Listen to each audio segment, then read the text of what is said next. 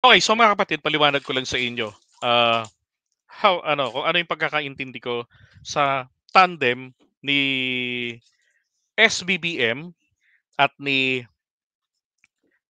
Senator Miriam Santiago, 'di ba? So, noong 2016 silang dalawa yung magka-tandem, okey?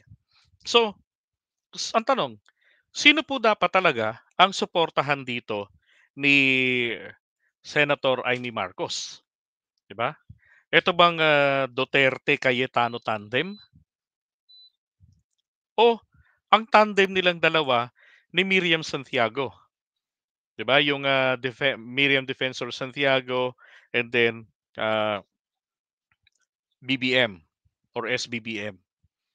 Now, ang dapat po ritong inendorso talaga ni Senator Amy Marcos sa mga loyalista sa kanyang pamilya ay etong si Miriam Santiago. Bakit?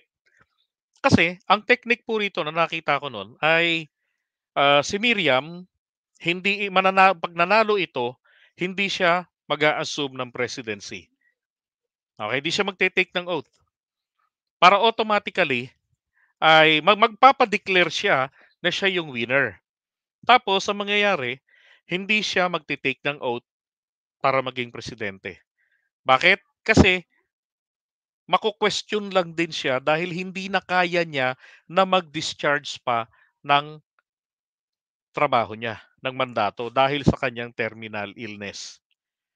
So technically, pagka-declare sa kanilang pareho kung sino yung panalo, 'di ba? Kongreso magde-declare niyan eh.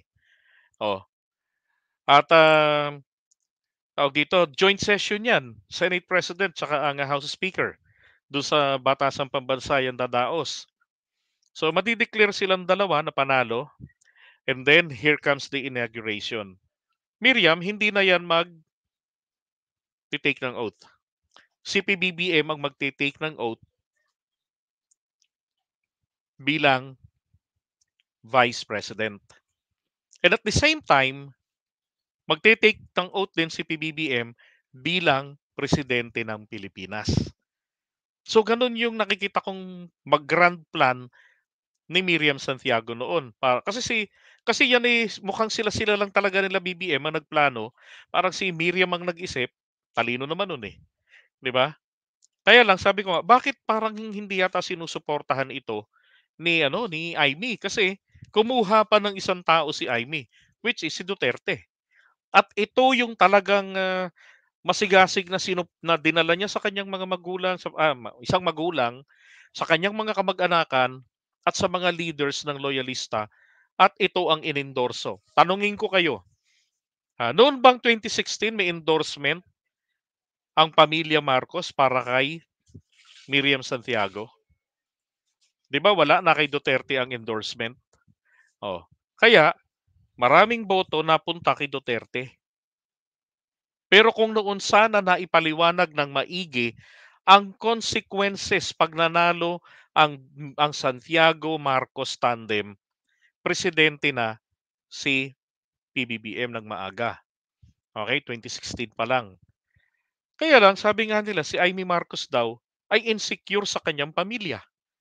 I mean sa pamilya o dito kay PBBM sa asawa, KFL. Para ho yatang totoo talaga 'no. Imagine, patalino si Amy, maaring nabasa niya po 'yun na, "Puta na mauuna magiging presidente sa akin ng aking batang kapatid, 'di ba?" So, nagdala siya ng kabilang sa partido na sumira sa kanilang pamilya. Galing sa PDP Laban na partido ni Cory Aquino na binuo ni Aquilino Pimentel ang PDP noong early 80s. Tapos eto namang laban binuo 2 years before na mabuo ang PDP. Binuo yan ni pangalan nito ni Ninoy Aquino noong 1978 ang laban. Oo. Then ang PDP 1980 if I'm not mistaken. Binuo ni Aquilino Pimentel, tatay ni Coco, 'di ba? Tapos ang PDP Laban ini-snatch ng mga Duterte at tinanggal na ang laban. Oo. Ay nako. So hinarang, sinabotahe sa madaling salita ni Aimee. At kamalas-malasan, si Digong ang nakakuha ng endorsement. Ngayon, ano ba kapalit ng lahat ng ito? Bakit? Well, ako'y naniniwala na may pangarap si Imee na maging presidente. Katunayan, in many instances, hindi ba pinopromote na noon ni Duterte ang isang Marcos na papalit sa kanya? Ano sabi niya? Although nung campaign period, binanggit pa niya para makuha ang boto ng mga loyalista, pag ako nanalo, mag-resign ako ng maaga, ibigay ko kay Marcos ang presidency. Samantalang si Cayetano ang kanyang running mate. Tama? So, bakit ginamit niya si BBM? Para makuha niya yung solid votes. Maagaw niya. 'Di ba? Yung mga boboto para kay Miriam, dahil katandem niya si BBM. Imagine, nakailang million si BBM nun? 16 million votes. Oh, kaya yung 16 million votes na dapat napunta rin kay Miriam, napunta po kay Duterte, kay Digong. 'Di ba? Yung mga kokonti lang, yung talagang mga solid Miriam lang, yung mga anti-Marcos na ayaw kay Duterte, binoto si Miriam. So, kokonti lang. Oh, nakuha nyo? 'Di ba? Ano sabi ni Duterte? Hindi ko kayang solusyonan ang mga problema ninyo. Ah, I'm sorry. Kumanap kayo ng isa pang Marcos. That was 2018. Sino ba yung Marcos na tinutukoy niya doon? Amy, hindi si BBM. Akala natin nung una si BBM. 'Di ba? Parang advance na to na preparation kay BBM na susuportahan niya sa 2022. Pero later on, noong 2021, anong ginawa niya? Siniraan niya ito. Kasi nag-vice president si Sara.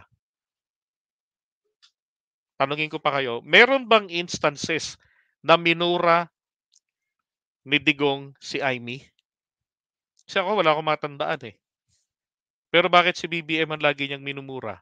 Kasi wala siyang tinatanaw na utang na loob dito. Hindi si BBM ang nagdala kay Digong, si Amy.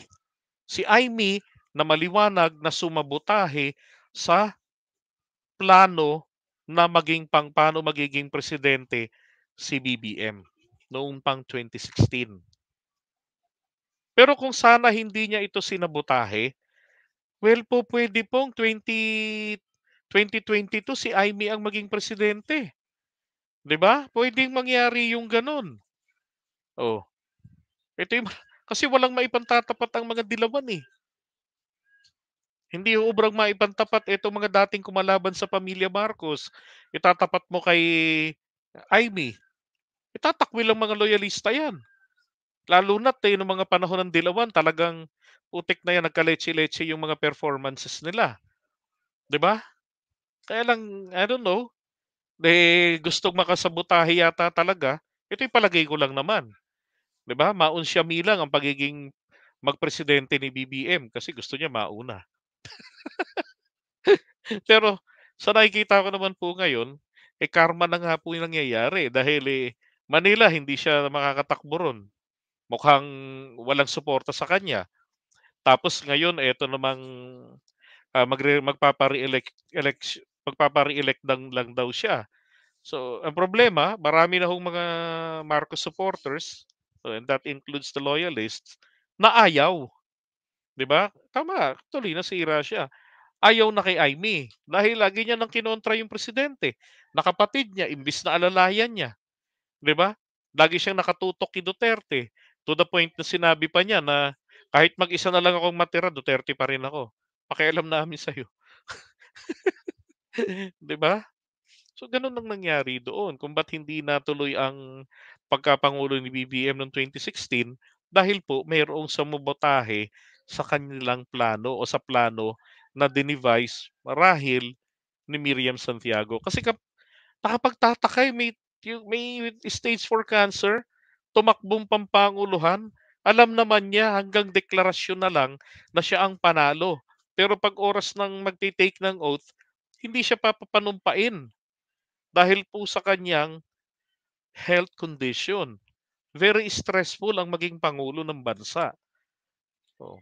Kaya sabi ko, sayang sana nag-vlog na ako nun para naipaliwanag ko 'to. Hindi ko lang alam kung may makikinig nun. Pero yun ho talaga yung nakikita ko nun, eh. Kaya nga ang sinuportahan ko ay si Miriam Santiago at si BBM. Naalala ko na, yan ang pinaliliwanag ko nun. Kapag manalo na, ganyan, ganyan, ganyan, yung pinaliwanag ko sa inyo ngayon, yun din yung pinaliliwanag ko nun sa mga kakilala ko. Oh, kaya naku, Santiago ano, Santiago Marcos ang boto namin. Hmm. Kaya lang iba talaga kapagka family endorsement ng mga Marcos sa mga leader ng mga loyalista, ang daling kumalat sa buong Pilipinas. Now, kung bakit si Duterte nanalo roon sa Ilocos, eh kasi andun eh. Kumbaga pinakikinggan nila kung sino yung i-endorse ng pamilya, pinagtitiwalaan nila ang judgment ng pamilya Marcos. Oh, eh malay ba naman nila nagkamali yung nagkamali ng judgment, 'di ba? Possible naman 'yun dahil hindi naman Diyos ang mga Marcoses. Isa pa siyempre magagandang bagay ang ibinato ni Amy para diyan kay Duterte. Ang tanong ko nga, eh, sinabi ba niya sa kay Imelda at sa mga kapatid niya na, "O eto si Digong galing 'to sa PDP Laban, partido ni Cory Aquino, partidong binuo ni Aquilino Pimentel at nito ni Ninoy Aquino na parehong mga kalaban ng ating tatay." Pinaliwanag ba niya ng gano'n 'yun, 'di ba? Oo. Siguro kung pinaliwanag niya 'yun malamang, 'di ba?